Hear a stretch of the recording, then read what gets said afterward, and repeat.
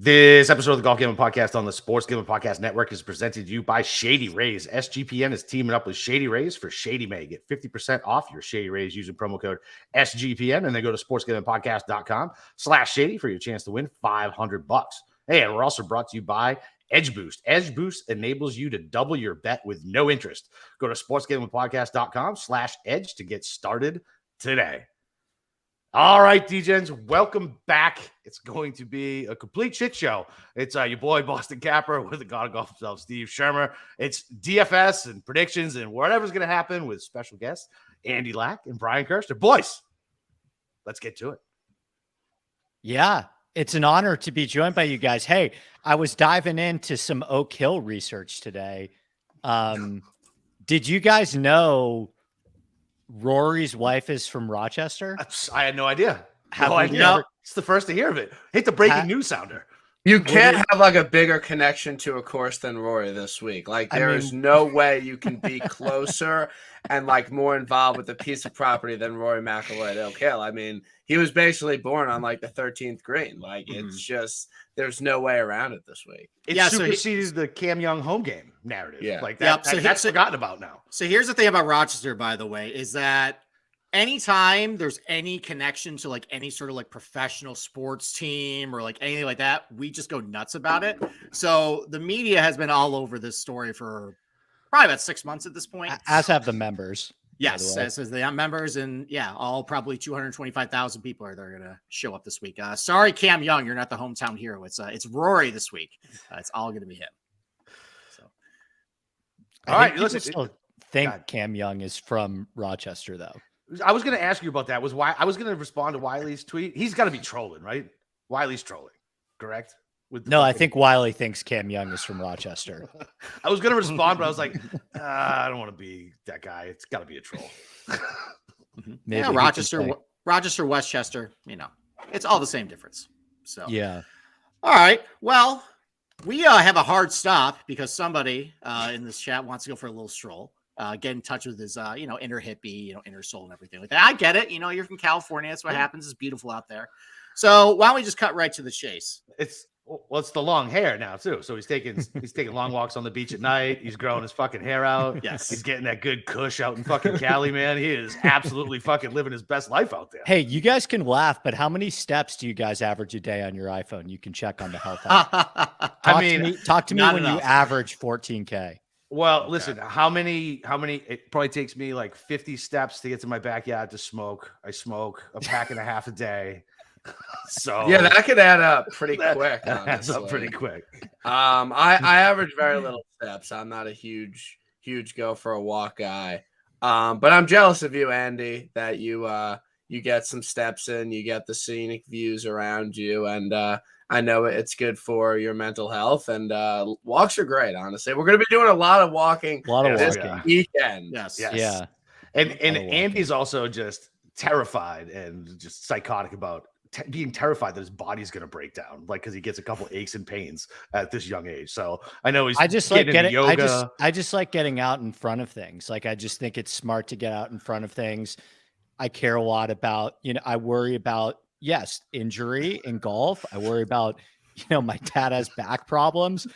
We've seen a lot of golf swings decay because of back problems. So yeah, I'm cognizant of that stuff, and I pay attention to all of it. And you guys can laugh, and I'm going to be shooting my age at 75. Yeah, listen, it's out of pure jealousy that I have horrible habits. I literally went to the range Sunday, Steve, is when I text. No, not Sunday, Saturday. And I'm pretty sure I pulled my fucking groin just doing a range session with my two little girls. So I didn't even hit the whole bucket.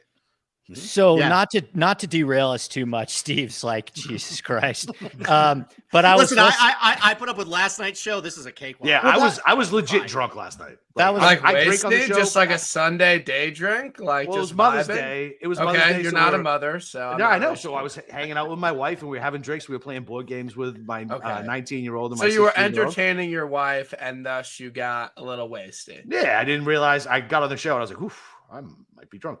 Yeah. Well, I was listening to that episode this morning, and you guys were talking about playing on Thursday. Yeah. And I'm like super jealous of that I'm not getting in until late on Thursday because I would have loved to play with you guys. Yeah, we're gonna go to my club. I'm hoping it's in a little better condition than it was in April. So that's right.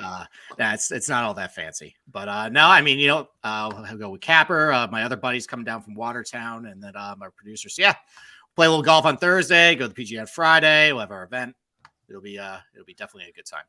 Now I saw it said beer and wine. Do they not offer gin? No. Am I going to have to hit the pass? No, and honestly, based on your contact last night, it's probably a good thing. I'd like to continue going. It's because I ran out of gin and I had to switch to vodka. Oh, okay. Yeah, I think they're like the same alcohol content. Really, You're the same. No, I drink Sapphire. Well, actually, the gin's more because Sapphire is like 94 or 96 or something like that. And the vodka's like 80. All right. Well, you know what? We're actually up against an ad break. So why don't we take a quick break and then let's start getting into Oak Hill.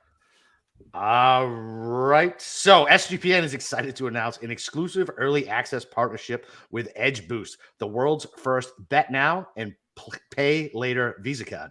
Similar to a buy now, pay later programs like Affirm and Afterpay, Edge Boost enables you to double your bet with no interest and pay back the advance over 4 equal weekly installments. That's right, 0% interest. Simply deposit the funds into your account, and Edge Boost will match the deposit so you can use 2 times the funds on any legal sports betting site. Edge currently offers up to $2,500 in advances as you build a repayment history. Yep. And with this offer, the first 500 SGPN users will start with $1,000 advance limit, and the next 2,500 users will start at $500. So go to sportsgamblingpodcast.com/edge to sign up today. That's sportsgamblingpodcast.com/edge. You must be 21 years or older to use. Only valid in legal gambling states. If you have a gambling problem, call 1-800-GAMBLER. Okay. All right, let's get into Oak Hill. So Andy and Brian, I want to start you off with a question. So, there's a lot of content about Oak Hill going down right now. Andy said the numbers are really good. It seems like probably the general narrative is that this thing's going to be a lot longer, tougher, a little beefier than it was in 2013. But, Brian, why don't I start with you? What do you think, based on your research with Oak Hill and everything you've done, what do you think there's one thing about Oak Hill that maybe you don't think enough people are talking about? You're putting me in a really tough spot, kind of being on a pod with Andy and Steve. I think 2 people that are some of the most knowledgeable people about the course. Andy, I haven't played this course. Steve being a caddy there. I just watched your flyover with the holes. I thought that was really great. Learned a lot. So you guys have been excellent on kind of dissecting the course. So for me to kind of come out and like make predictions about the course, like that's not really what I'm in the business of doing. You're punting the question. He's punting it. I would have done the same thing. I would have just said whatever you're But the thing that I am most interested in recently about the course is that Vegas has put out their over under of the winning score, and it was at 10.5, like winning score. So after kind of watching the flyover that Golf Digest put out, hearing everything about the course, I was more under the impression that 4 to 6 might get it done. But honestly, based off like kind of the wind forecast, like it doesn't seem like it's going to be super windy, maybe a little rain going into Sunday. I think that I'm kind of moving my expectations a little bit towards maybe 7 to 10 under being the winning score this week. So my take right now, based on the Vegas line and some things I'm looking at, I would say it might be a little bit easier than I was kind of thinking at the beginning of the week. But again, could be totally wrong on that. Yeah, I mean, like I think sometimes when we break down a new golf course, especially one that's been recently renovated, maybe sometimes we kind of glorify it a little too much as far as what the difficulty is, and then sometimes we forget that these guys are in the top 0.00001% of golfers in the entire planet, and sometimes it doesn't really matter what you throw at them; they're still going to find a way to get around and get birdies and get pars and overcome the adversity. So, Andy, why don't I kick it over to you? What do you think? There's one thing about Oak Hill that you feel like not enough people are maybe talking about?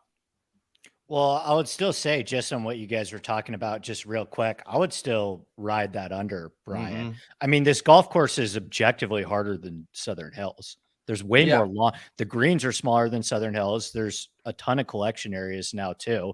The bunkers are just as difficult as Southern Hills. it's a tougher driving course than Southern Hills. The fairways are way more narrow than Southern Hills, and Southern Hills was won at 500 par. So I actually, like, if you're asking me right now, I would say 5 under. I would stick to 5 under. I mean, we'll see as the weather conditions get closer to the course. But no, I mean, everyone now is there with content. I've tuned in to way more content on this golf tournament than I do usually, because I'm going to invest a lot of money in DraftKings. So I really want to know what people are saying. It looked like for a little bit that people were going to actually compare this to what happened in 2013. and I was kind of hoping for that, because I thought that would be really funny. But no, cooler heads have prevailed. A lot of great content out there. Appreciate all who have checked out my stuff. Fried Eggs put out some great stuff.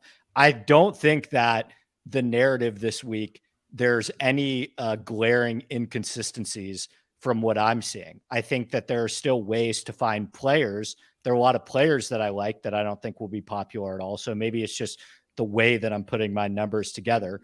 But I do think that my approach distances that I went through, I feel really good about those. I would take distance over accuracy here.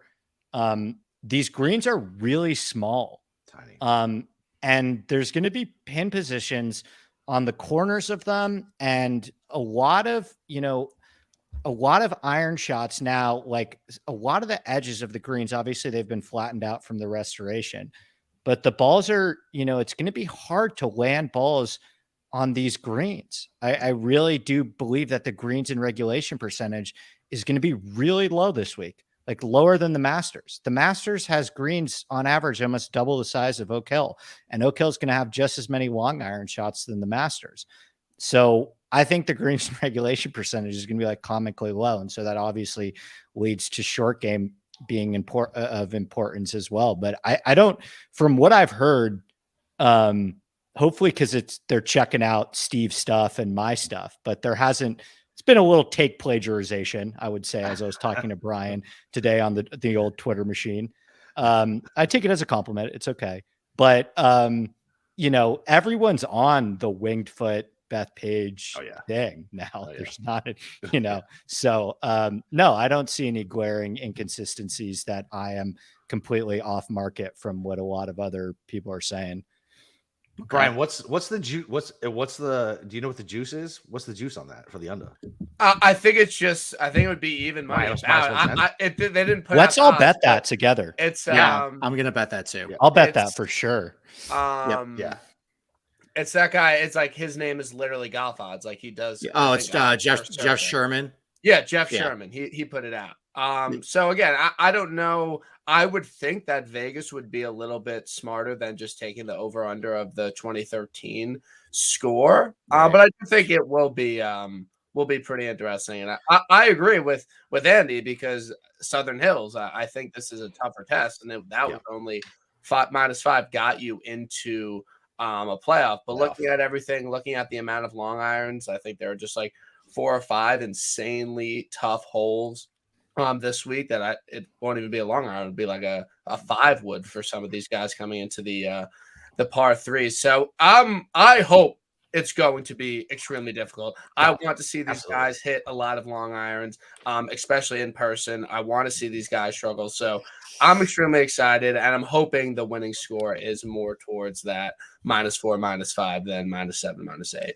Yeah, I mean, like if Vegas really set the over under on the winning score 10.5 based on what happened in 2013, I mean, that's off base. The green regulation rate in 2013 was 60% because these are a lot of shorter approach shots. Now you get 50% of your shots over 175 with pretty thick rough. You got the hummocks in off the fairway too. Like if there's really, even if you're, maybe I have a good lie like in the rough, if you're on the downslope of one of those things, that can be kind of a nightmare. And just having longer approach shots in general, the green regulation rate is going to go down. And obviously scoring is going to go down. And, you look at some of these par 5s, if you're out of position on number 4, you're not getting to the green. Number 13 is a 3-shot hole. There's not really, when I did my hole by hole preview, there's not a ton of opportunities for birdies. I think the best place is probably 12 through 14. The short par 4, the par 5, and the 14th there. I mean, there, as long as you hit the fairway, you have a wedge in hand, albeit to elevated greens on all of them. But that's really, I think, what you got to really take advantage of the course. Otherwise, I think it's just survive and hold on. And, and even like some of these greenside surrounds, if you miss a green, but based on some of the grass changes they had to it, these bunkers, like if you're just caught up against the lip, you might have an awkward stance. Like it might not even matter how good of a bunker player you are. There could be some luck involved in that. So, I just think it's really hold on dear life. I agree with Andy. I think distance is definitely a big edge this week, although I don't think you can just spray it everywhere. I think Andrew Green put some little things off the fairway to kind of really mess with some guys. Chocolate drops on 17. Yeah, or like, on 1, on 10, they're all over the place. Excellent. Like even if you even on number 4, like there's the bunkers over on the right there. If you miss those, there's a bunch of mounds over on the right there. Like it's just, they're all over the place. And I think there was a lot of thought put in between putting all that stuff in. I think there was a lot of thought put in with all the trees that they took out, like the strategic ones around there. I just think it's gonna be just a stern test overall. And I'm really looking forward to it. All right. So we have time out for a second. So we have a couple funny questions from the people chat.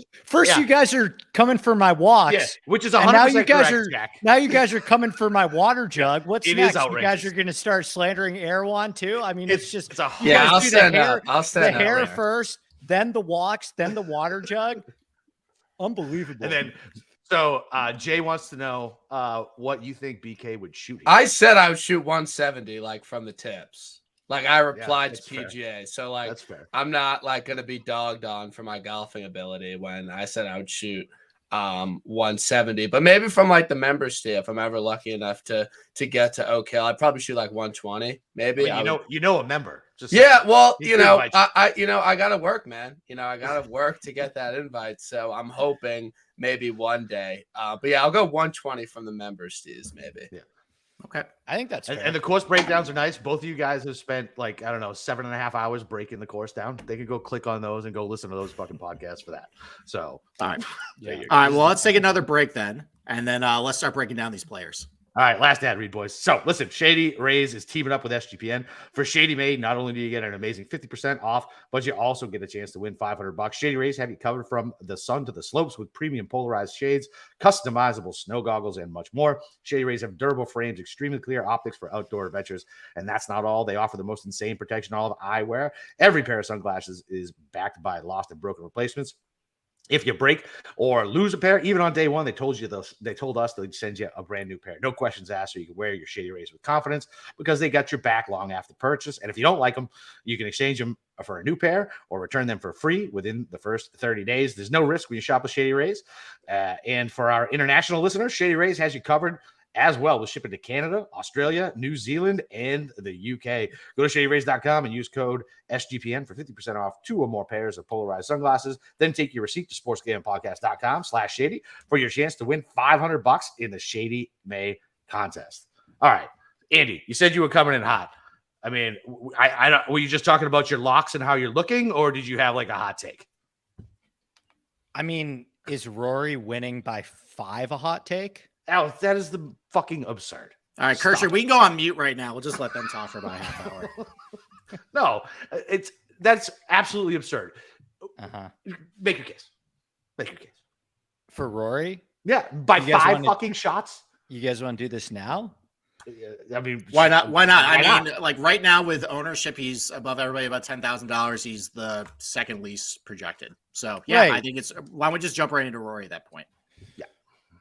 Yeah, I mean, he's the best play over $10,000. He's the best course fit. He's a way better bunker player than Scotty Scheffler. He's a way better bunker player than Jon Rahm.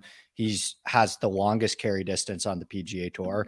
His long irons are better than Scheffler's and close up there with Rahm's. He's the best bent grass putter of the 3 of them as well, and he's the lowest owned. So why wouldn't you play him? And he also doesn't need form to win either. I went back and looked at. I mean, you can find Rory has there's enough of sample size with Rory where it's, you can find anything at this point. But I just think that people are so off the set and it fills me with joy. Like it literally, like I have experienced, like I've almost tweeted like 6 different times, but I already have enough. Like I have, thousands of dollars at this point. You've been booking action from people, right? I have thousands of dollars invested in Rory beating Brooks Koepka this week at even money when Brooks is a plus 140 dog. So I don't know what the fuck people are doing. That's just a stupid bet. People are wait till Monday. You just wait till Monday and get Brooks at plus 140. If you really like Brooks, like I'll take Rory at even money. Is that a matchup that are on books like that? I haven't looked yet, but they're next to each other on the odds Okay. board. Brooks is Yeah. 18-1 right sense. now. So yeah, definitely. All right, so you keep saying he's the perfect course fit. This course was built for him. Okay, so why isn't it built for Rahm? I like Rahm. I think Rahm's dangerous as shit this week. Right. You just can't play them all, and I like Rory more. I know. I'm just saying that you are you admittedly very stubborn, right? Very stubborn. You have this take since December. He has looked like dog shit, and I it's not about form. Like he is mentally, and listen, I know this is a horrible. Really? Are we? Do you want to do the mental thing? That's what I'm saying. Because like I just love. Can I couch it? So many people Can like I couch to psychoanalyze him. Yeah, listen. It's a very dangerous game, but I'm going to put it to you this way, right? Because it's stupid to try to psychoanalyze a golfer. You have no idea what's going on in their life, whatever. However, body language and things like that when you're watching a basketball game or a football game, you do look at these guys and you're like, oh, fuck, his head's not in it. Or there's something wrong with whoever today, right? Brady, whatever. He's chucking a fucking iPad across the sidelines. You're like, great, right? This is the same guy who flew in a fucking shrink before the Masters because he's so in his own head about it. Like, and I, like, once again, it's dumb to try to do it, but it's enough for me when I think Rory, Rahm, and Scotty can all tear apart the same type of courses that way higher ownership and a much higher price and way worse odds in the betting market. That's fine. And Rory at 14 was surprising. I thought the Cowards was still hanging at 10. I really did think they'd still hang at 10. And I, sign me up for all of it. He's weak. He's a mental midget. I honestly hope he gets vertigo too, like Jason Day. Just sign me up for all of it. Can't win, loser. Rory sucks. I love it. I hate the fact that you have so much. I hate the fact that you have so much money on this. I hate the fact that you have money on this. So I can't. It's all money, Capper. I know, but I can't actively root for it if you're heavily invested in it. I can't. I'll tell you what. I'm way more emotionally invested in it than I am. I'm telling you right now, and this is coming from like a long-suffering New York Knicks fan. I've been going to the Garden and watching losing basketball since I was 5 years old. Yeah. If Rory wins this week at this golf course, it will be the happiest sports moment of my life. And it won't be particularly close. The Open Championship last year was the most emotionally invested I've ever been in a sporting event in my entire life. I was also very emotionally invested, and I know you were. And I had Cam Smith, so I know you were. I know you were. So look, I mean, everything you say about Rory makes all the sense in the world, right? Especially in the DFS, right? If people are just going to overlook him, but do you really think they're going to overlook him? Like he'll be 13%. Yeah, I agree. I think that people won't play him. I think that people would rather just play a much more perceived safer play in Rahm and Scheffler because they're an absolute coin flip and you can't really say much wrong about the other two. I think the biggest case against Rahm would be that he just won the Masters and he's probably not going to win back-to-back majors, which is no case. That's not a real case. So I agree with Andy about I don't think people are going to run to play him this week. I think that just his wife being from Rochester and him playing this course during COVID, I don't think that's enough for the casual DFS player to choose him over the two best players in the world. So I think that he'll definitely be lower owned. I'm with Andy. Yeah, from a game theory perspective, it definitely makes sense. Especially if he's going to stay that owned. I just don't know if he'll stay that owned. Is he going to be that guy who everybody he's going to be 13%. Okay.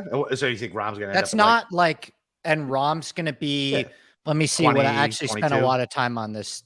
Rahm will be 22, Scheffler will be 19, and Rory will be 13.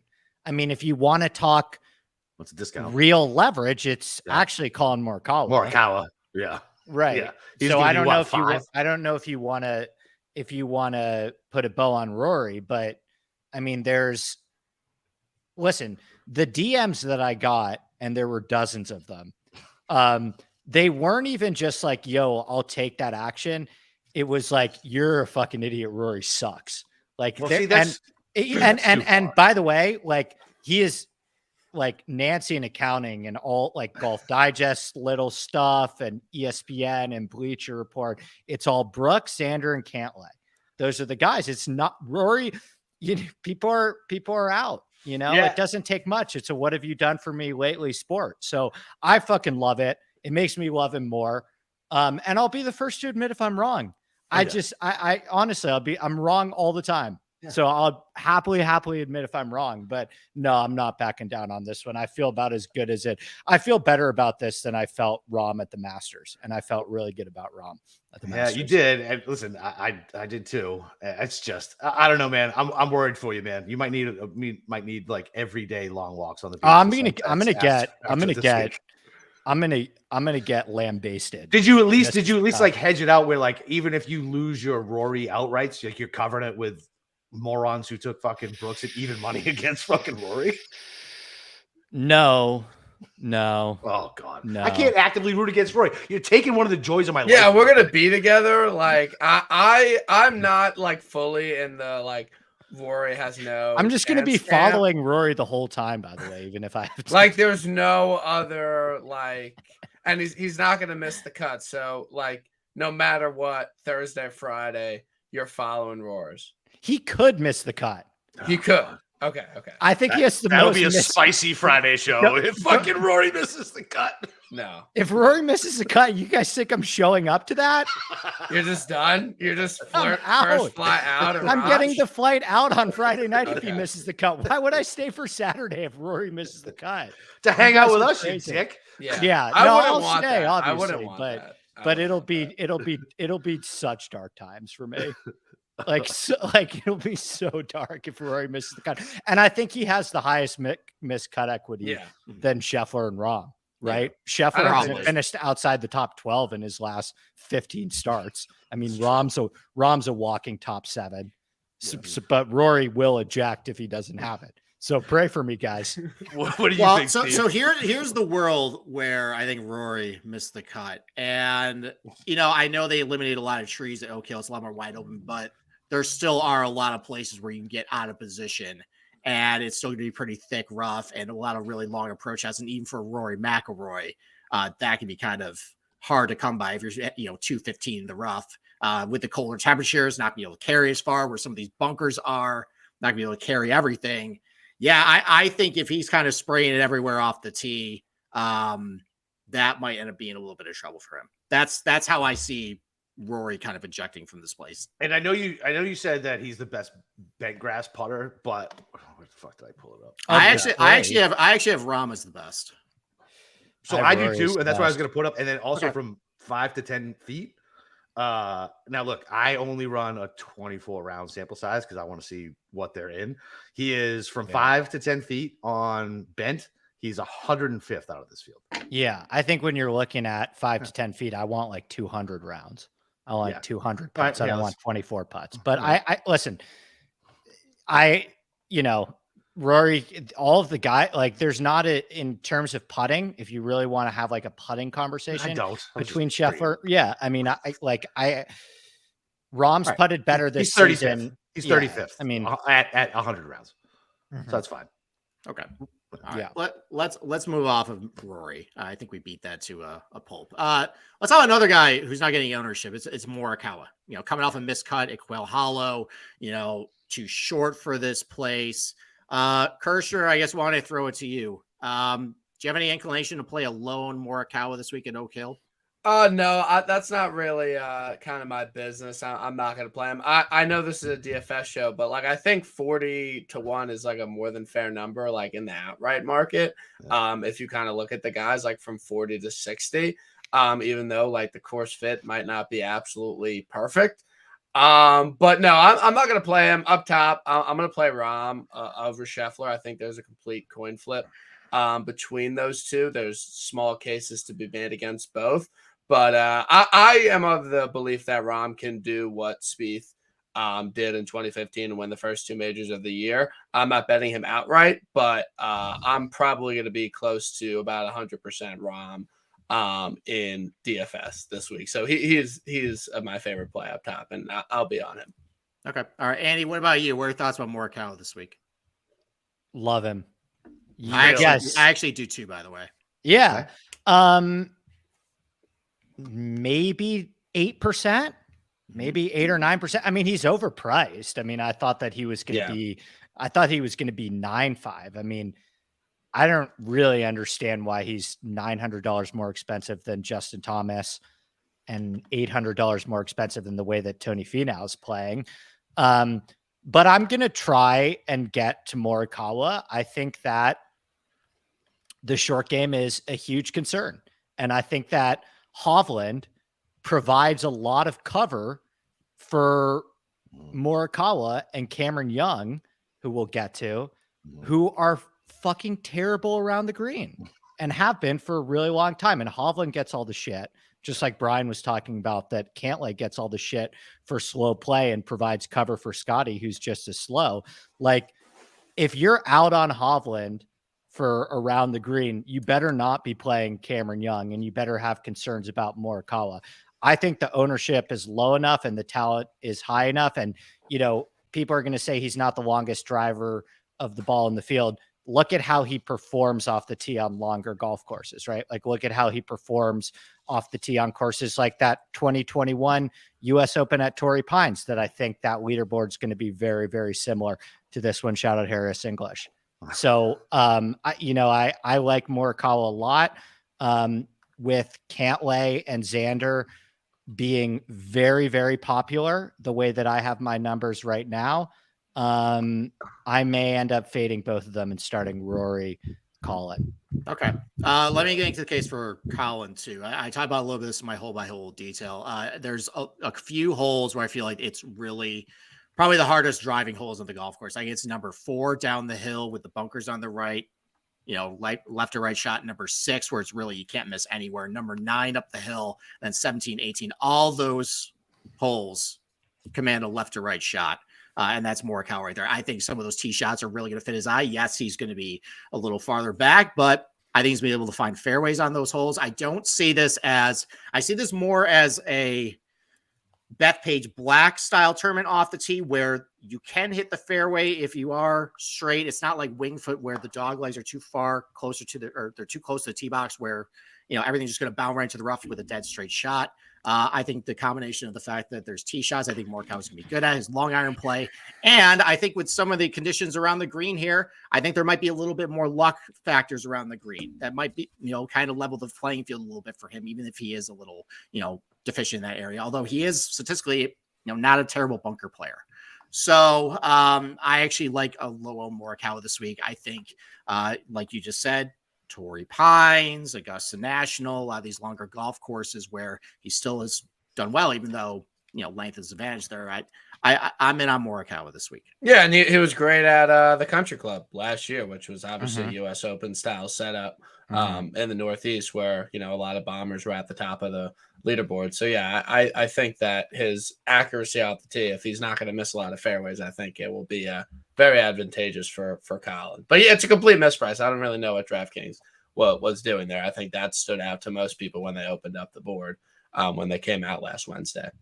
Yeah, I agree. So, all right, let's move down a little bit. I mean, Andy, you talked about the chalky options. Xander. Wait, can we do 90 seconds on Brooks Koepka? Oh, sure. We can do 90 seconds on Brooks. What do you guys think?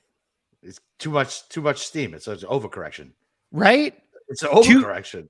It was an overcorrection at the Masters, and one guy beat him. So I understand it. Are you going full heel? Are you in on Brooks? No, I just I think that everyone was like, Brooks is the worst play and his odds are horrible for the Masters, and he almost won. So I don't think we said his odds were horrible because they were too fucking shout short. out Live Orlando, Crooked Cat. I don't. They were too short. Like, who the fuck was betting fucking Brooks off of nothing, like you said, off literally a cow pasture in Orlando next to Mickey Mouse, and he was fucking, what was he? And what did he end up closing at, like 35-1 or something like that? Like, yeah. fuck off. Like, can we also talk about the fact that the last 3 times he's been in contention in majors, he's been a total bitch? Yeah, last sure. 4, like really. Last 4, like, honestly, like, he was up. By, I literally he was up by Andy. 10 at Bethpage, and did he you won like by even like see 1. my tweet, Andy? I didn't. Like, I'll check it out now. Didn't? What'd you tweet? Brooks Koepka Sunday performance at Bethpage, Harding Park, Kiowa, and the Masters. Scoring average 74, 3.5 strokes over par. Total bogeys 23. Ooh. Total birdies 11. So yeah, that's some fucking stats for you. But I still do think that like him being in contention to like win a bunch of majors like has a little bit of a leg up over like Cantlay and Xander and especially Tony Finau. But I don't think like I don't think Brooks's price is wrong. I don't think it's an overreaction. I think he'll be there. I think that he's going to be a factor in this major. Can he close it out on Sunday? I'm not sure, but I have no beef with BK this week. Yeah, I mean, I'm a Koepka apologist too, and I was kind of living my little bubble over here until my co-host told me last night that everybody apparently is on him. So everybody, but he's definitely popular. I want the smoke, Steve. If you want to come at me with the smoke. No, I'm not. Listen, I'm a neutral party on this one. Like, I mean, sounds like you don't want the smoke. I'll come with it. All right, fine. Fine, I'll come with you, I guess, with the smoke there. When I looked at this golf course and I went back to, guys who won in 68 and 80, when this thing was a little more wide open, it was 7,000 yards, it was longer for those guys. And I saw a lot of these tee shots and I'm like, man, I think a power fade really works well here. Trevino hit a power fade, Nicholas hit a power fade, and what's, Koepka's go-to shot off tape, power fade here. So listen, we're throwing out these Bethpage black comps all week. It's going to be a target winning score about 5 under, 7 under. That seems like, it's in his wheelhouse. He's awesome at PGA Championships in general. Just right in front of you, execution test. That's really what this thing is this week.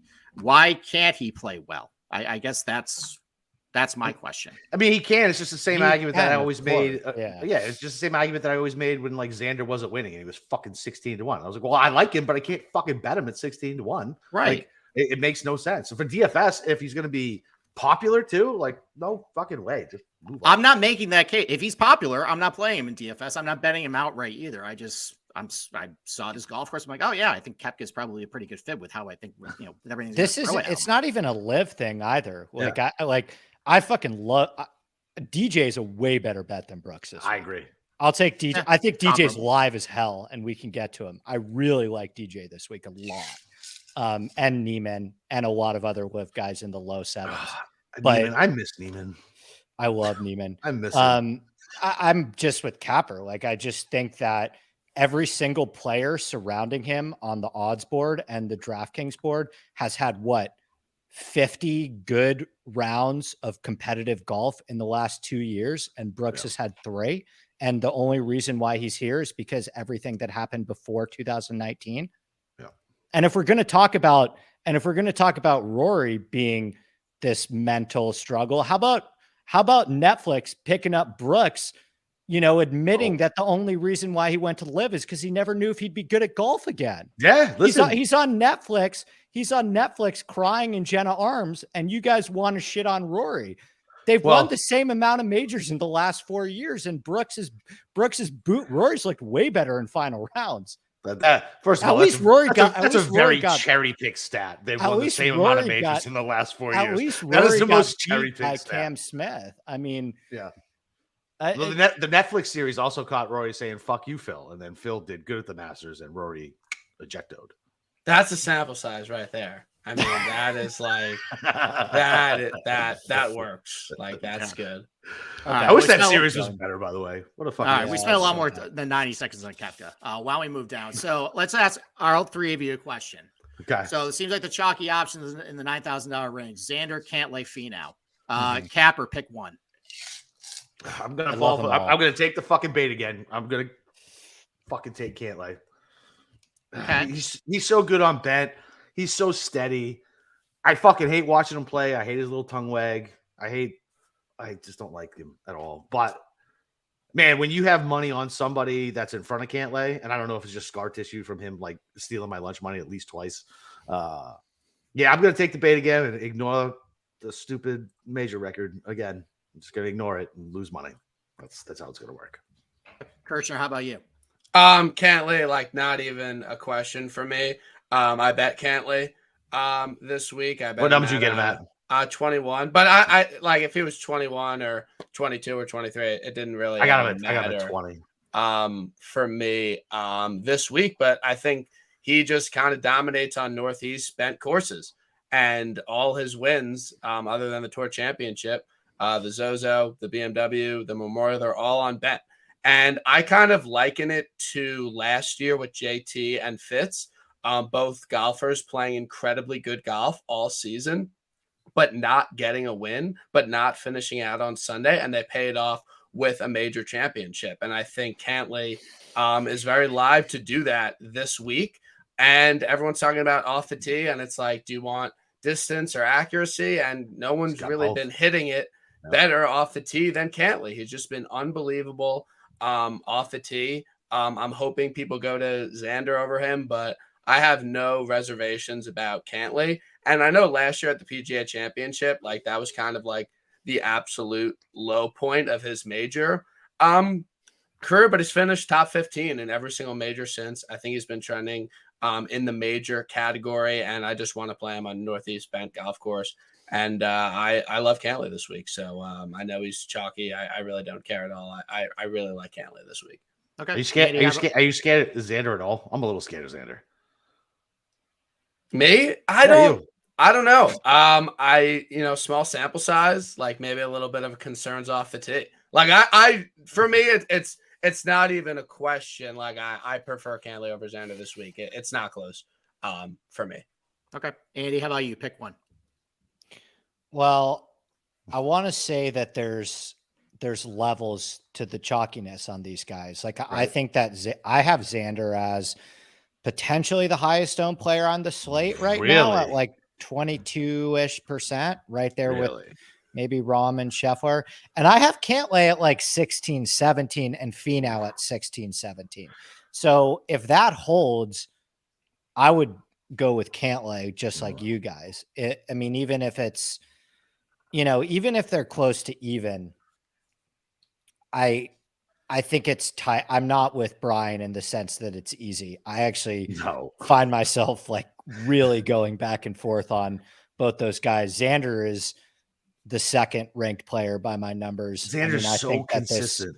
This golf course is tailor made for him. And when we're talking in the context of DraftKings and a top 5 works, even at that price, is Xander, who's finished top 10 in 50% of the majors that he's played in, essentially more likely to finish top 5 than Cantlay. I mean, I think you could make that argument pretty easily. Is Cantlay more likely to win? Maybe, because Cantlay can gain 15 strokes on bent grass like he's done before.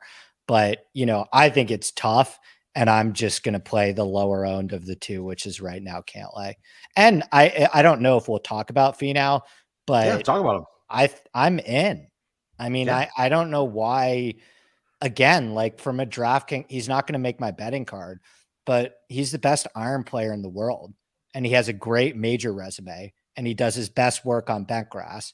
And he's been great at Winged Foot and great on all of these Northeastern tracks. And he's not at irresponsible ownership. I mean, Finau and JT, as we stand here on Monday night, are going to be the same, in my opinion. They're both going to be 6. Yeah, they're both going to be like 15, 16. JT's going to get some love too, because JT's getting a little drift in the betting market. So now people are betting JT at 25 and 28. Yeah, just like they've been betting him all fucking year. And look, he's not sneaking. JT's not sneaking up on anyone. And there's enough doubt with Finau where people still think the guy is like a loser for some reason, even though he's the best schedule optimizer on the PGA Tour. But whatever. So it was funny. So I talked to Cam about that this morning, because I was like, I kind of like Tony. Like his irons are ridiculous. And he was like, he only wins, like small boy events. I was like, that's not true. Like, that's just one of those narratives that takes shape and just kind of runs. Like, you also know what has the back in the day before Live, the 5th best field in golf was the first round of the FedEx Cup playoffs. Who won on bent grass in the first round of the FedEx Cup playoffs in the Northeast? Like it. over Cam Smith. Like it.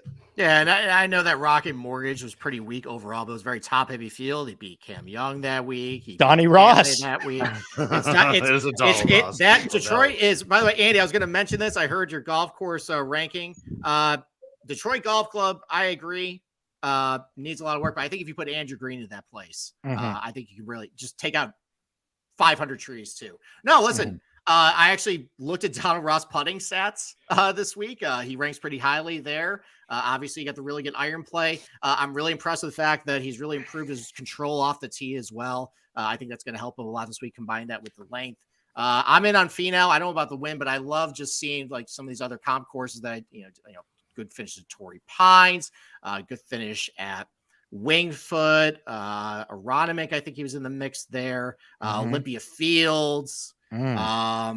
Yeah, just a lot of these Parklands, like Firestone. I see a couple good finishes way back in the day there. Just a lot of really solid, consistent finishes on these tight, narrow, northern strain grass golf courses. I'm on Finau. I'm on Cantlay and Xander too, but obviously with the ownership. You're right. It's hard to break ties between a lot of these guys because they just look really identical on paper with all of them. So. All right. Any other thoughts about the $9,000 range? Any hope for Hovland this week? Kirschner or Andy?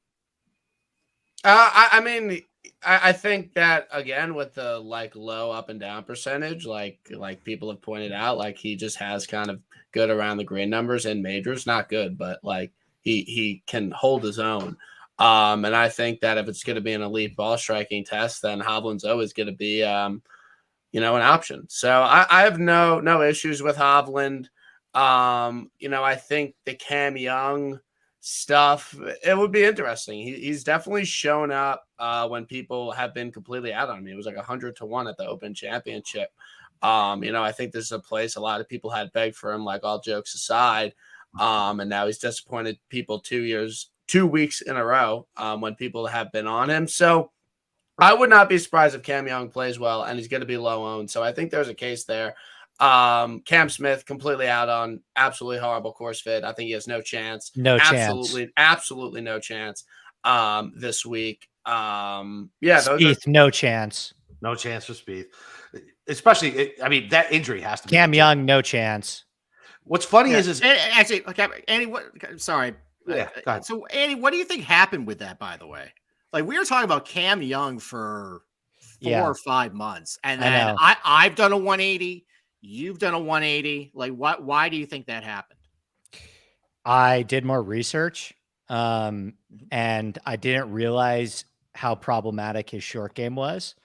And I also didn't realize how problematic his putter was.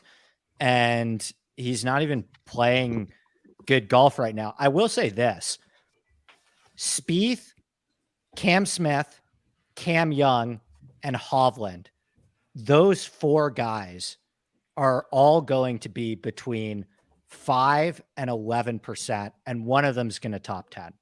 And I think you should pick one of them. I would pick Hovland.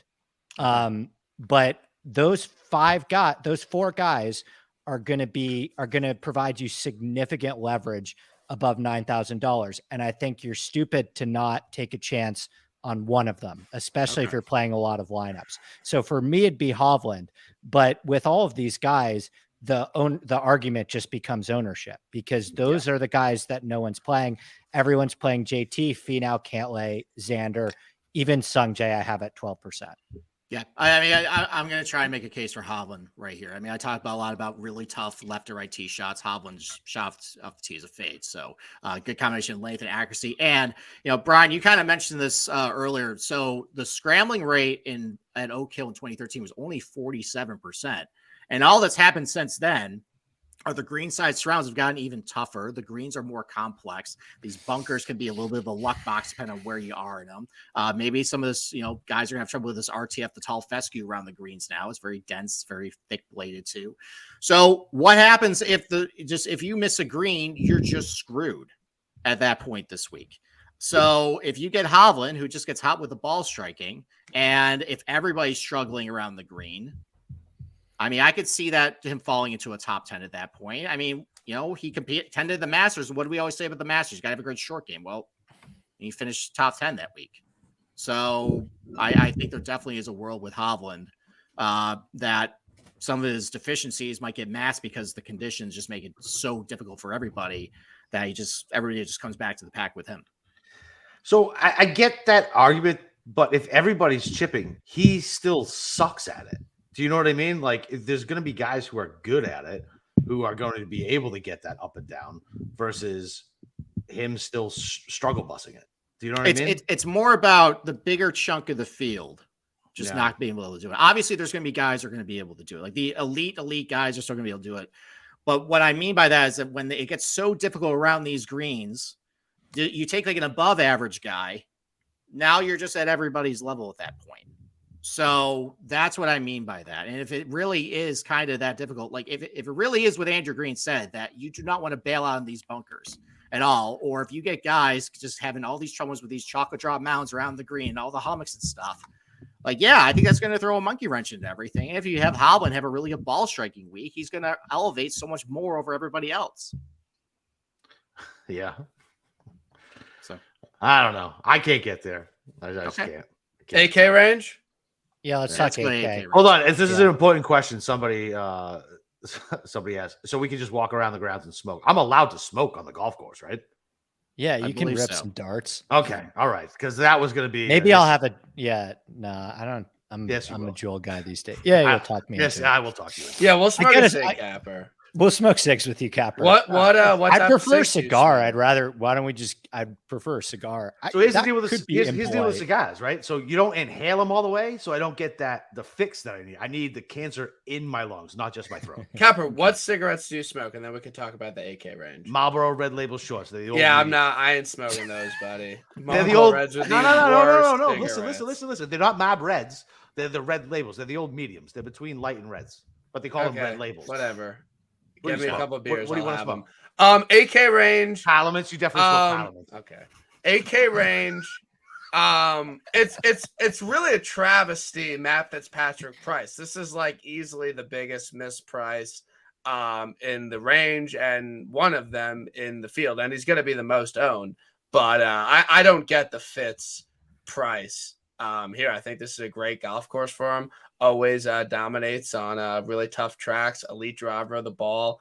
Off a win.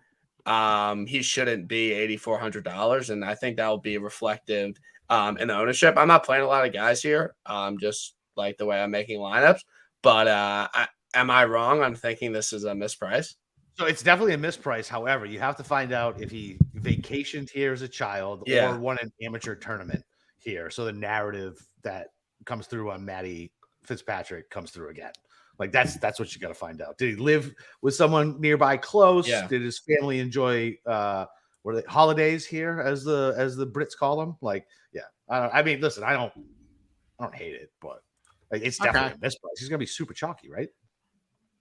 I mean, based on what I'm seeing on the stat page here, yeah, probably. I mean, he's increased his length. He hits a lot of fairways. The long iron numbers don't look horrible on him. Good around the green, good bentgrass putter.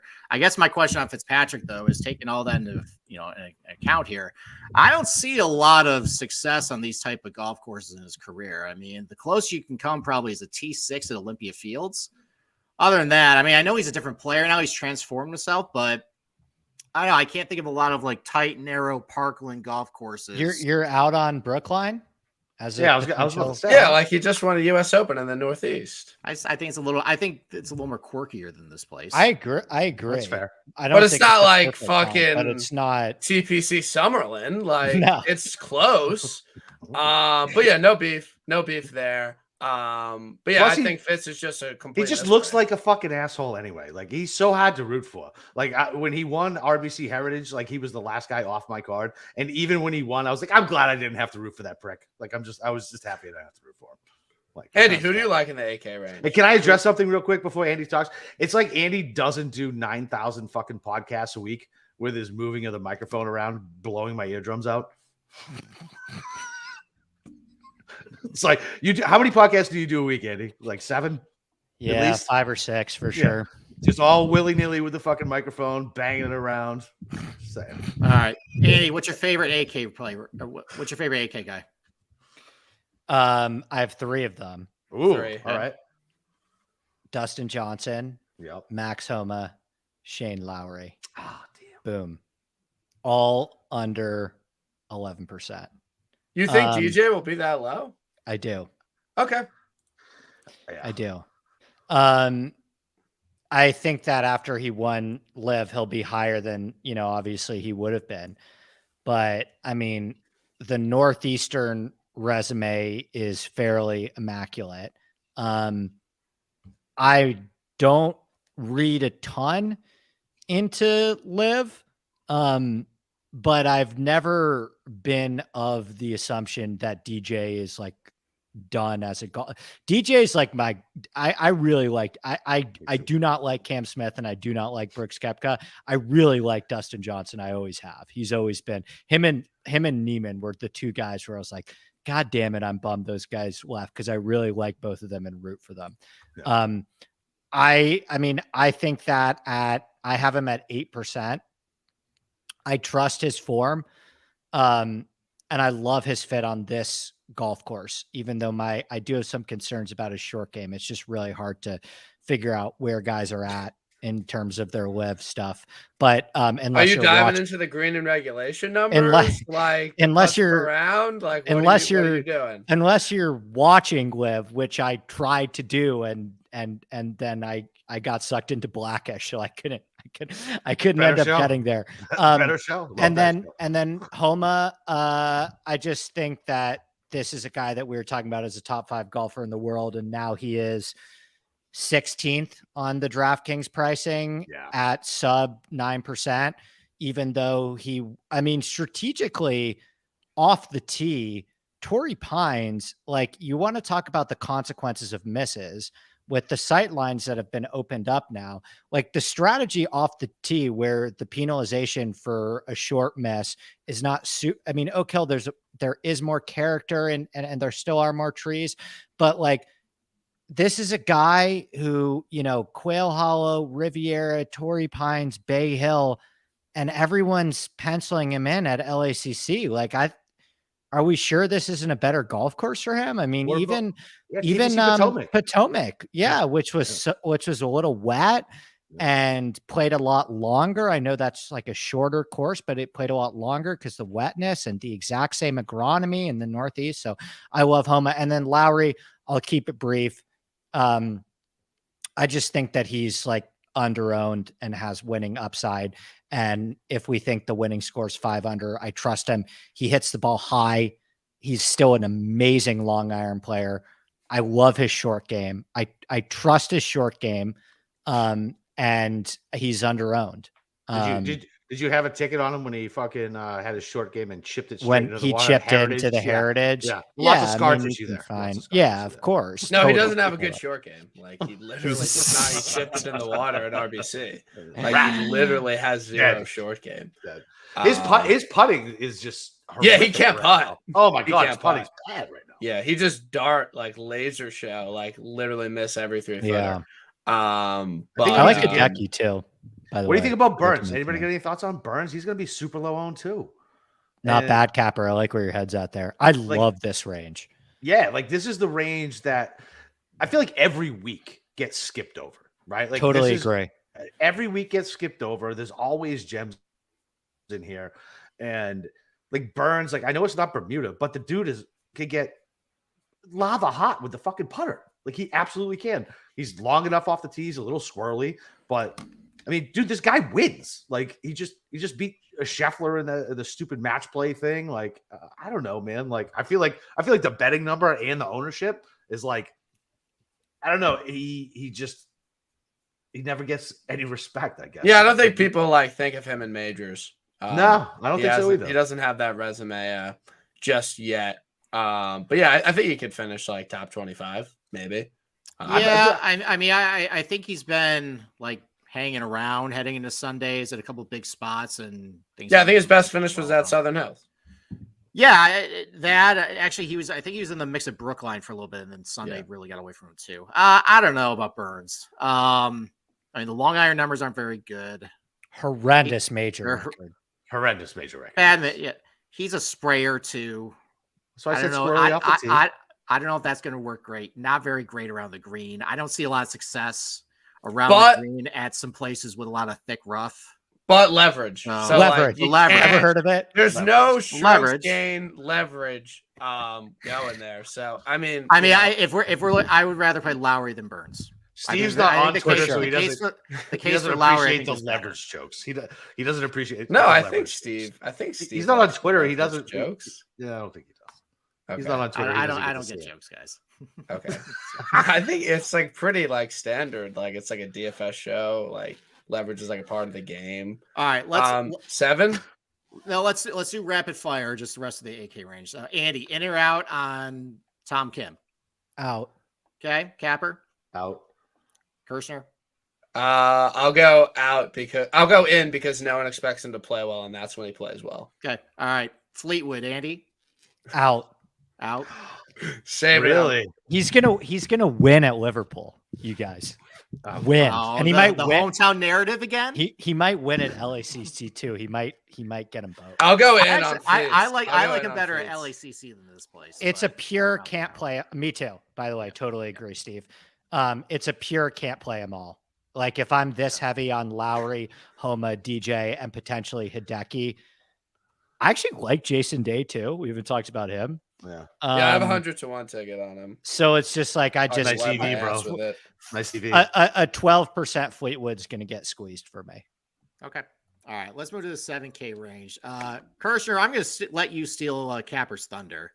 I saw that you picked Keegan Bradley. Yeah, I bet him in February. So like, Fuck let's yeah. just like. Okay. get What do you it got out him of at? it. What do you got him at? I got him at 100 with places you could get. I got him at better. 110 today. Nice EV. Okay, but I have the You can places. get him out 125. too. Yeah, like it wasn't. I live like in a good Florida, number. Andy. You know I can take what I can get. Right? But like I bet it with the places. Like it's truly like a places Oh, that's definitely a bet. bet. Like he's not going to win, but like he could 1000% finish in the top 7. I think there's 2 times you play Keegan Bradley on long, difficult golf courses where ball striking is rewarded, and you play him in the Northeast. Dude fucks in the Northeast. TPC Potomac, ever heard of it? Like some of his best results, like he just shows up and plays well. Also like top 15 here in 2013. He's a PGA champion. You know, this year hasn't like been anything unbelievable from him, but he does have 2 top 10s at 2 difficult golf courses, Torrey Pines and API.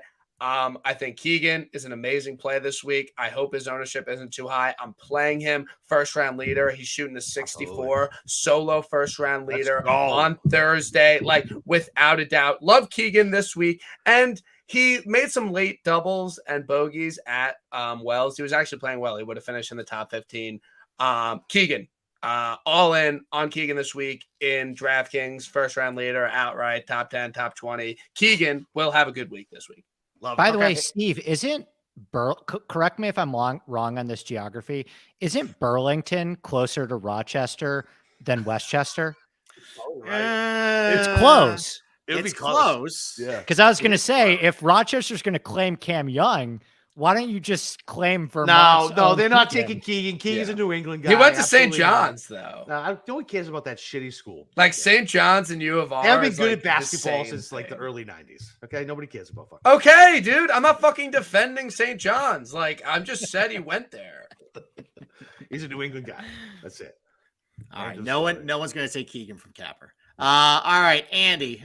You always seem like you're on Justin Rose in a lot of tournaments. Are you in on him this week? Duh, I bet him at 125 to 1. All right, make the case then. Dude, Rose is live as shit. You guys are tripping. And he's going to be like, When he'll be no one like- said anything bad about No one Rose. said anything bad about him. What are you I've talking read What your, are we I, re- tripping, bro? I read your guys' faces. I read your guys' faces.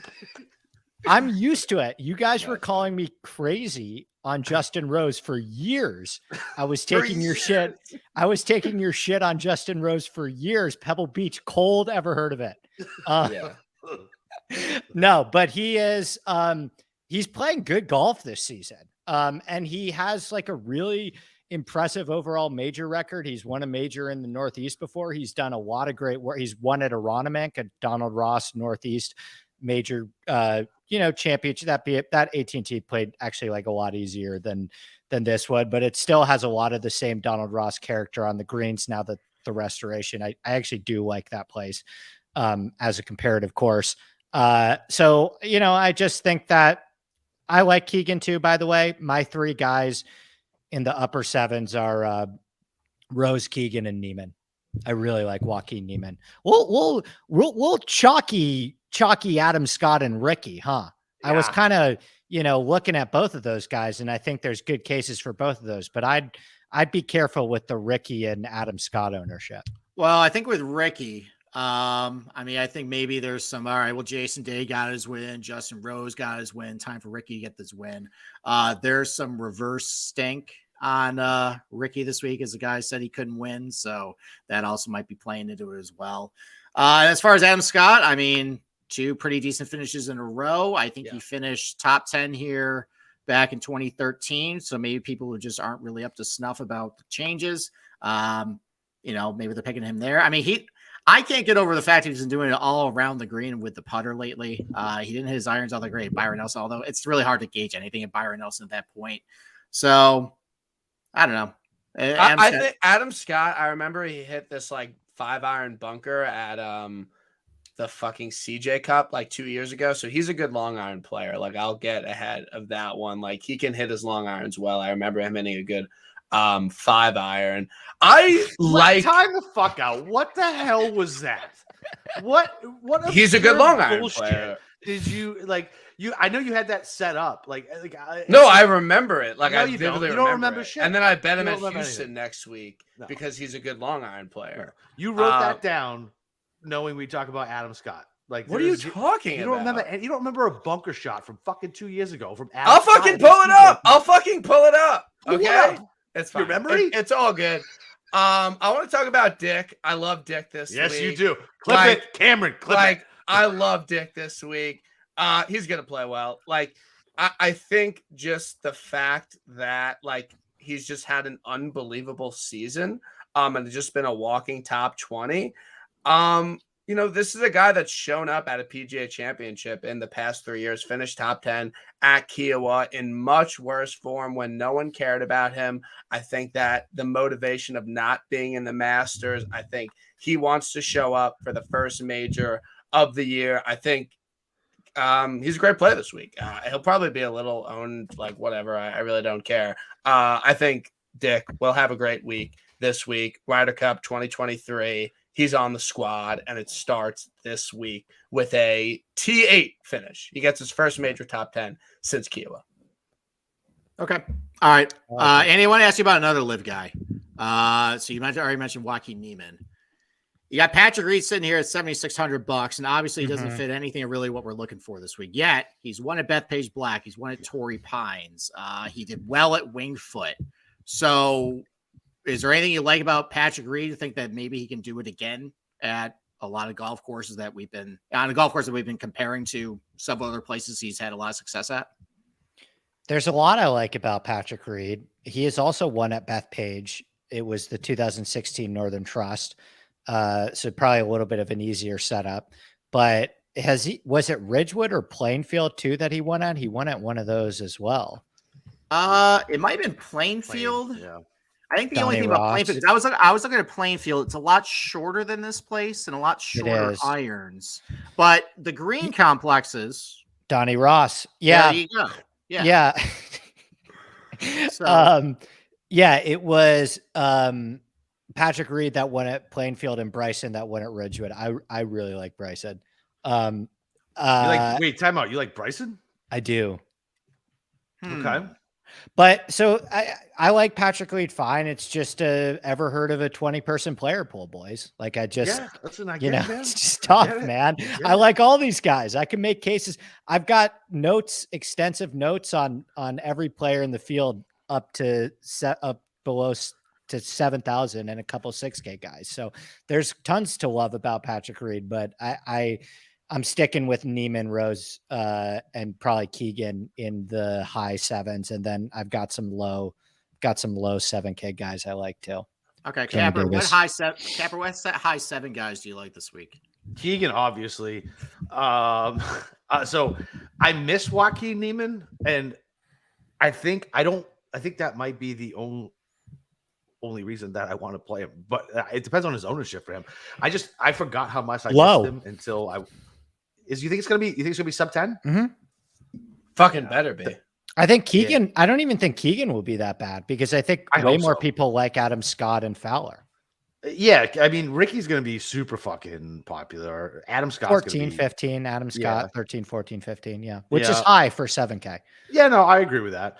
Yeah, what do you think? I mean, I would have thought Windy C, as BK coined it, popular. He's going to be uber popular, right? Yeah, I mean, he makes all the sense in the world. In the world, coming off a win, absolutely catchy nickname. Like, yeah, he will disappoint this week. He makes all the sense in the world, and he's off a win. Like, there's no way he plays well. I figured he'd be the highest owned in the 7K.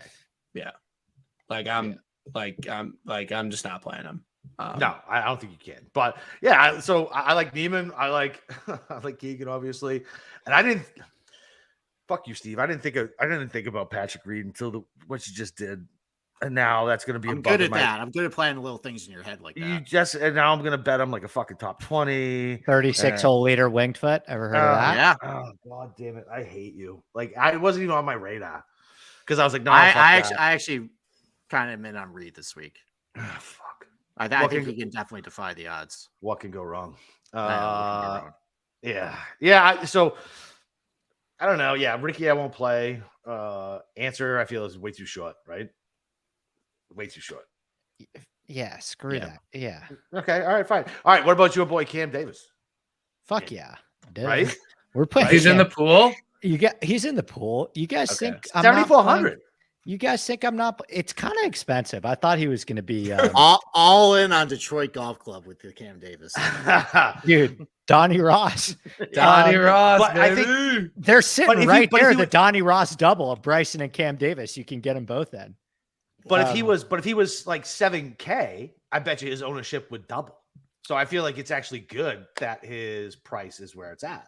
Good because point. He's right below Windy C. Potentially right? true. Yeah, I have him at 9% if he was 7 flat. I do ownership projections. You check your stats. They have different prices. Yeah.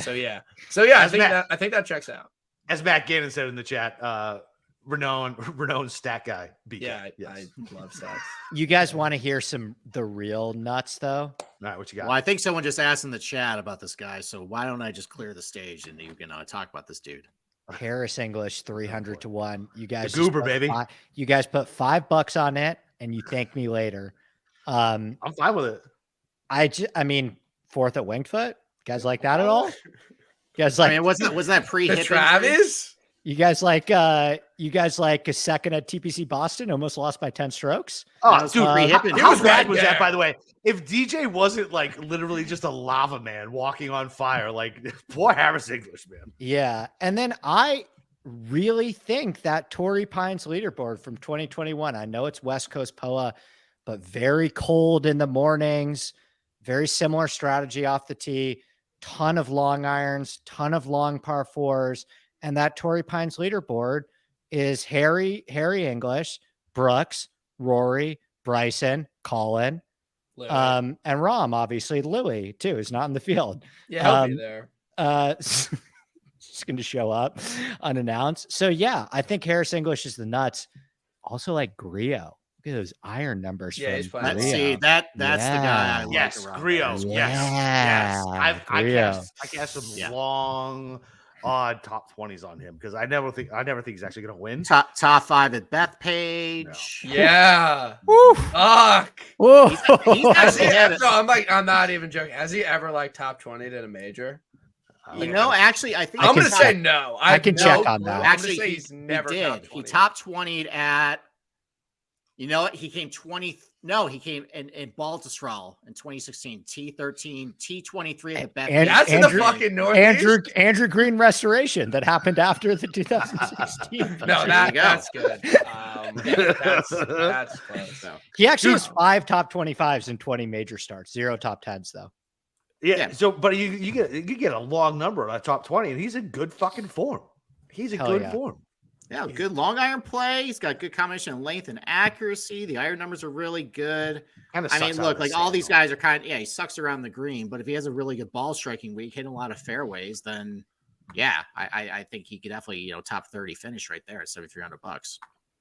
Made his last 4 cuts at PGA Championships. Yeah, exactly. Pretty. And with these PGA Championship setups, by the way, on the PGA Championship, Grayo, like he just loves these. He's got this fucking circled on his calendar all year, baby. That's the thing about the PGA. Well, that's the thing about the PGAs, by the way. Like of the U.S. Open and PGAs, it seems like the PGA is a little more consistent with their setup and a little more fair with it. Whereas the USGA is can be a little bit all over the place sometimes. So it doesn't really surprise me that in some of these events, like, there's different golf courses, but the PGA of America tries to set it up a little, similarly. So yeah, if he's had a lot of success at PGA Championships in general, then I think it probably can just translate here.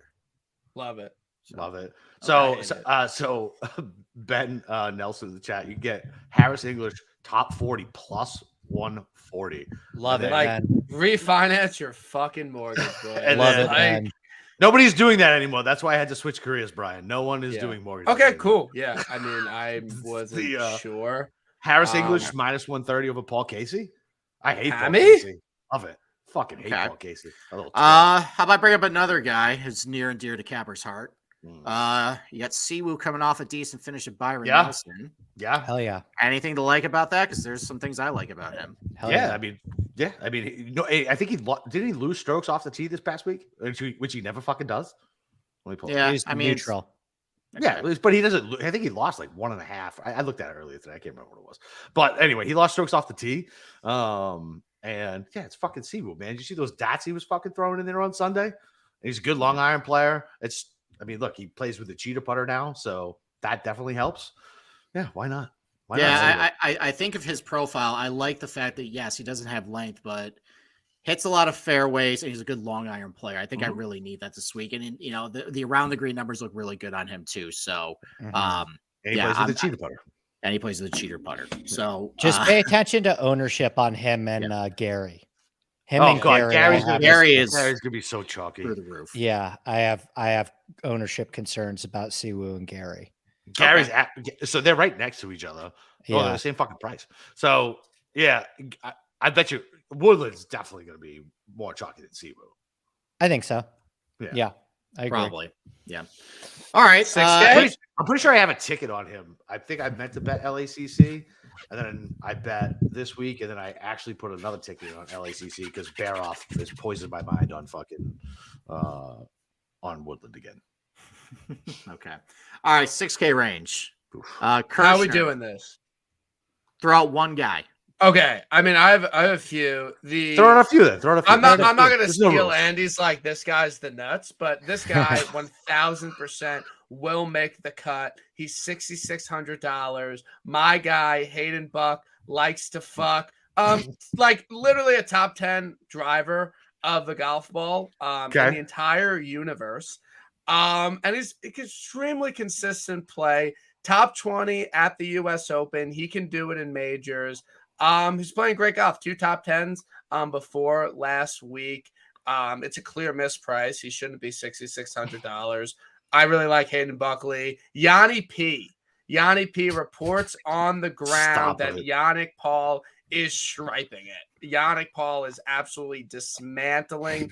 Is this from the Vincerex models? Yeah, like Yannick P is absolutely pounding the ball. I like him. He's gonna make the cut. So yeah, those are my 2 plays in the 6K range. Hayden Buck and Yanni P. Can I ask you a question? Have you seen Yanni P swing a golf club or? Yes.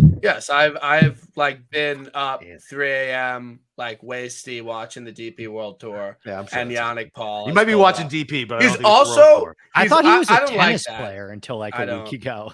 No, I don't like that stuff, Capper. Anyway, yeah, Hayden Buckley and Yanni P are absolutely gonna make the cut this week. That is a guarantee. Guarantee. Lock it up. All right, Capper, what about you? One guy in the 6K range you love. So I like 2 guys, probably 3. Okay, really. Following directions, guys. Okay. Yeah, I don't follow directions, Steve. How long have we known each other? All right. So why is Patrick Rogers at fucking 6,700? That's a good play. I mean, he's like terrible, but like he could. He's not terrible. No, I know, but like he's like you just fucking endorse the guy you've never seen swing a fucking golf club. Dude, what are you? I follow him on Instagram. Like I've seen him swing a golf club. No, Patrick Rogers like makes all the sense in the world. Has he ever finished top 20 in a major? I don't know. I'm not sure. I would guess. I would guess no. No, my bad. No. So you can talk about Rogers. No, it's fine. No, it's fine. I'm being insensitive, and I apologize. Listen, I'm not from your generation. You can be insensitive. I promise I will be fine. MAGA old guy. Oh, fuck off. He's never finished top 20 in a major, Patrick Rogers. MAGA. Yeah. All right, take that. All right, Andy, how about you? Wait, hold on. I got All right. I know you're done. All right, so I said I had two guys. What about the other Canadian, Svensson? Okay. I mean, he's solid, 6,600. I actually think there's another guy I like, but I think Andy likes him, so I didn't want to talk about him. So, but I like the two Canadians, man. Fucking why not?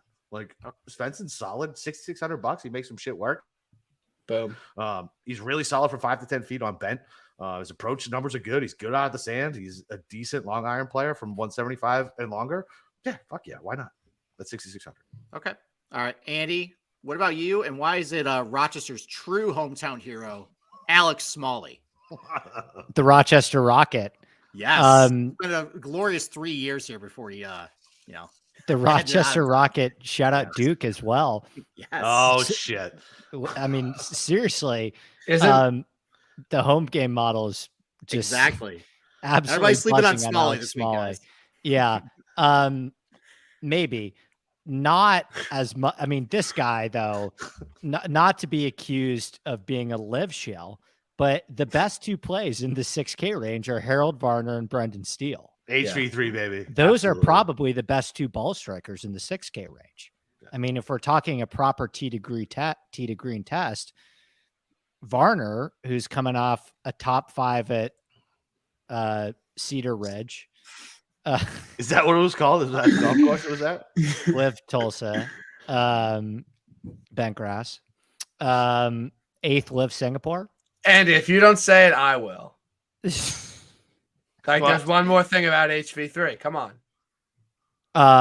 Beth Page, he final group shot an 82 in the final round. Dude, when he put it in the fucking woods, I had an HV3 ticket, man. When he fucking put it in the woods and they were searching for his ball for what felt like a fucking eternity, I was Wait, fucking you bet HV3 outright that week? Yeah, dude. Fucking HV3 was my guy. Oh, was he like 8,001? Yeah, he was like 125, 150 to 1. Yeah. I mean, before, like, the numbers that I have on him pre-live, like, really good bunker player, really good long iron player, solid driver of the ball, enough distance, good form at live, currently 29th at the Masters. High greens and regulation percentage. He's the best play in the 6K range.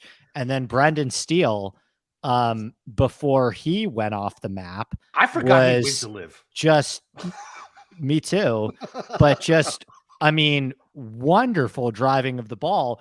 Yeah. 11th at Live Tulsa, Bentgrass Cedar Ridge, 27 Singapore, 26 Adelaide, 36 Orlando. We'll throw those out. He lost in the playoff. We'll get to Live Tucson runner up. Yeah, fifth with Mayakoba. So I mean, just great long iron player, awesome driver of the ball. 9th at Southern Hills. You guys like that? Oh, that's pretty good. It's like 9th at Southern Hills. Yeah, I like Steele. 10.6 from tee to green at Southern Hills. It's pretty good. Take that. So those are the guys. I just gave the nuts in the 6K range. Yeah. Okay. I love HV3. Also, wait. I'm not joking. What is Steven Yeager's price gonna be? It's not up yet. Every fucking lineup, every single fucking lineup. Jaeger bombs, fucks on bent, long off the tee, off a top 10. Like Steven Yeager is like absolutely the play this week, but his price isn't up yet. Like literally every fucking lineup. Jaeger bombs. 6.3. Oh, he'll be a top 20 bet for me, no doubt. Sure. Let's fucking ride, cat. Like we're gonna pull up. It's gonna be like Spieth. Rory, you guys are gonna leave my Rory. I'm watching Stevie Eggs bomb it right now. But yeah, Steven Yeager, whenever they upload his price, like he is absolutely Every happy. lineup. Love it. All right. Lock button, Steven Yeager. What can go wrong? Yeah, I mean, I got Varner highlight here, Steele highlight here, Buckley highlight here. So you guys talked about that. This is gonna feel gross, but how about Mac Hughes? Maybe. I like it. Good finish at Torrey Pines, good finish at Olympia Fields.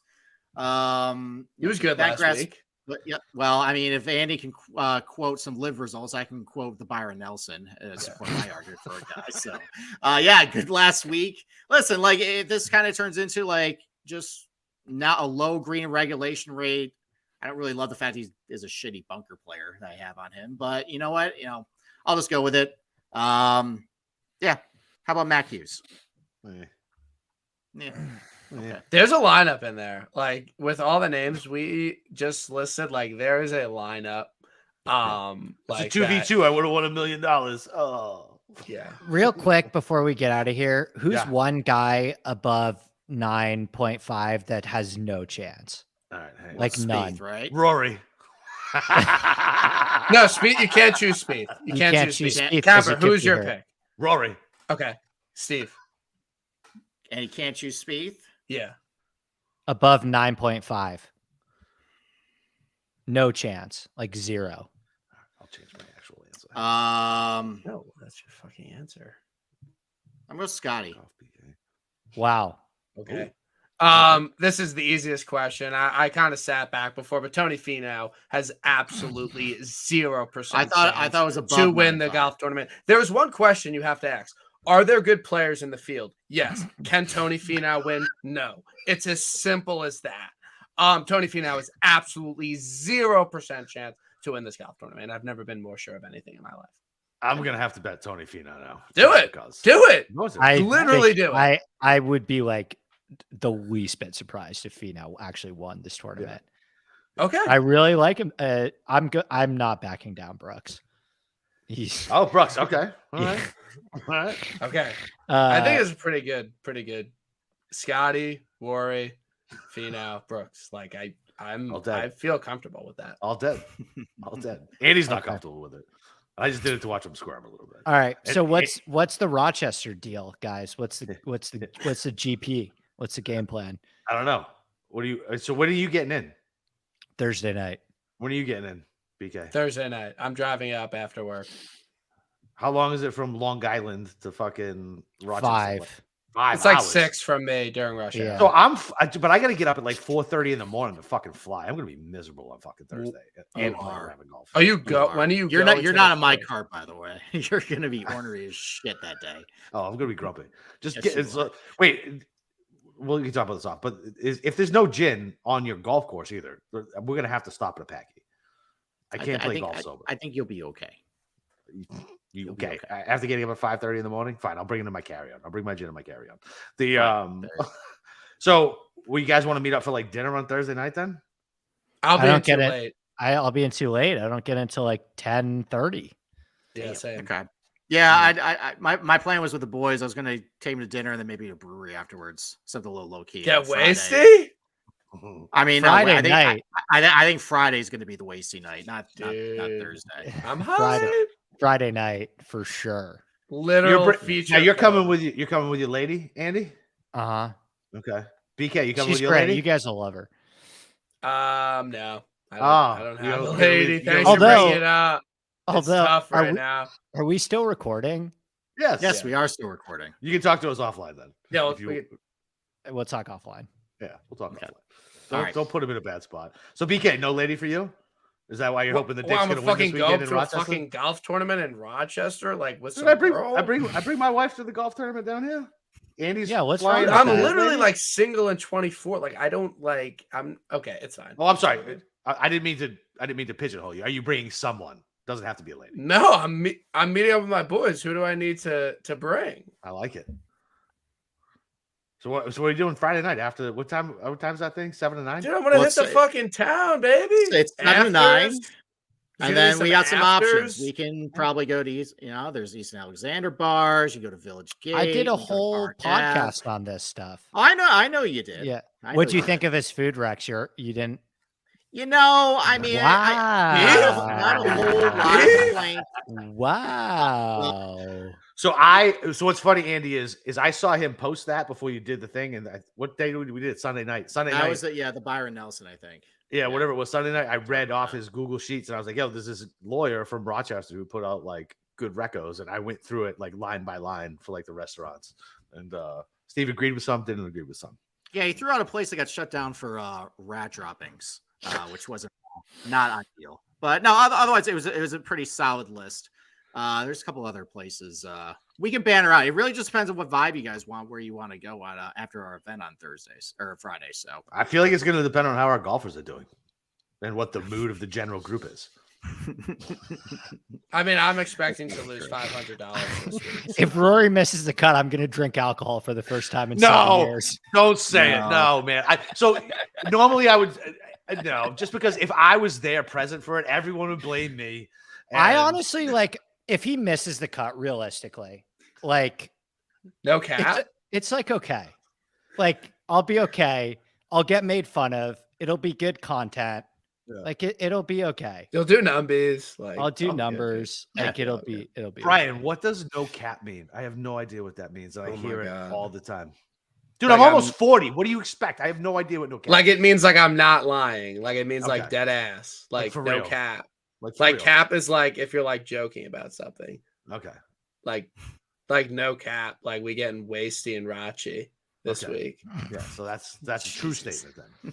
Yeah. Let's bring this off air, boys. There we go. All right. All right, Andy. Any closing remarks before we get out of here? Nope, none at all. This is a pleasure as always. I'm super excited to see you guys. Genuinely, I'm so excited for this weekend. It's going to be so much fun. So it was a blast. Thanks for having me on, guys. There you go. Kirschner, anything to say before we get out of here? Nope. Okay. Steve, you got anything? No, that's it. Tomorrow night, we got our show with Pamela Maldonado. We'll break down the rest of the betting card and close out PGA Championship week. Yeah, come see us. Come see us in Rochester if you guys are there. Have some beers and hang out. And Andy's not allowed to take part in the long drive contest because I know how long he hits it. So whatever he hits doesn't qualify as the winner. But other than that, come up and hit some balls, hang out. I guarantee. I'm just gonna say it right now. I guarantee my girlfriend could hit it longer than all you guys. Oh, listen, dude, I have no doubt about it. What are you 200 these days? 215 with the driver? Who, BK? You? Me?